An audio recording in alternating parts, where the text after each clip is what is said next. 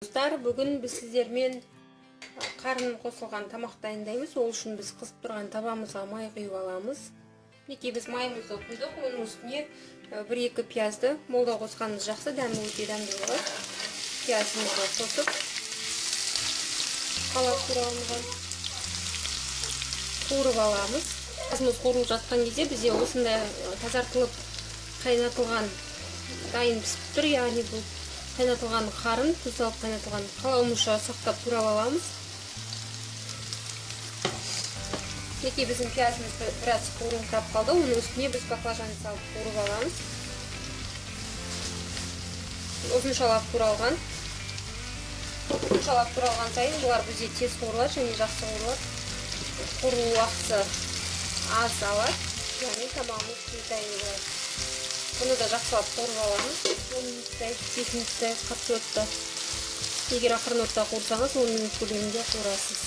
Мінекей біз баклажанымызды қуырып болдық. Әбден жақсылап қуырылды. Асты күйеуге жақын қалды десек болады. Және оның үстіне біз сақтап туралған қарынды қосамыз. Бұл қарын ішектермен араласқан болса, тамағымыз дәмді болады. Отын орташа отқа қойып, бетін жауып келістір бұны 10-15 минут көлемінде бұқтырамыз.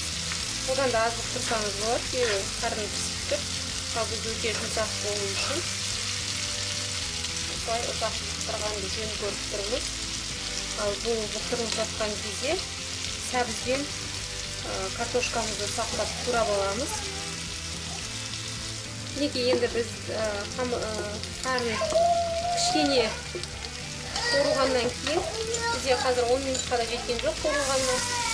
Және оның үстіне біз сәбіз салып 1-2 минут қуырамыз. Мінекей бізде әбден қуырылды, асты жабысуға жақын. Оның үстіне картошкамызды саламыз. Сақталып туралған картошканы қанша көлемде қосып, өзіңіздің қалауыңызды. Мінекей біз бетімен бет болып толғанша қосамыз. Және біз қазір бұның үстіне 1 кеседей салқын су құямыз. Жақсы бұқтырылады сол кезде. Су құймасаңыз да болады. Оның үстіне біз 1-2 бізде қазір 1 болгар борщ, мінекей сол жеткілікті. Оны да қалауыңызша қоссаңыз болады. Бетіне қостық және 1 сарымсақты біз қазір үлек салып жібереміз.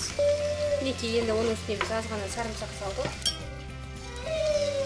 Су құятын кесемізге аз ғана бұрыш, аз ғана дәмдеуіш және аз ғана тұз қосамыз.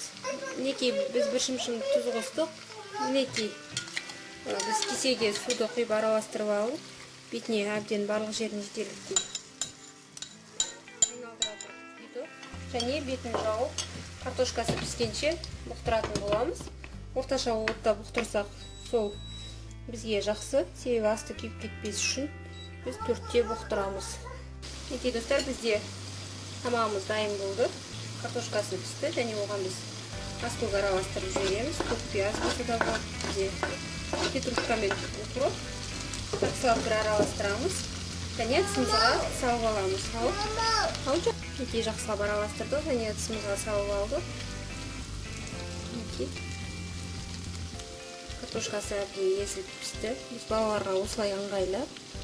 Картошкасы езілмей тұрып алып алсаңыз да болады. Мінекей достар, астарыңыз дәмді болсын.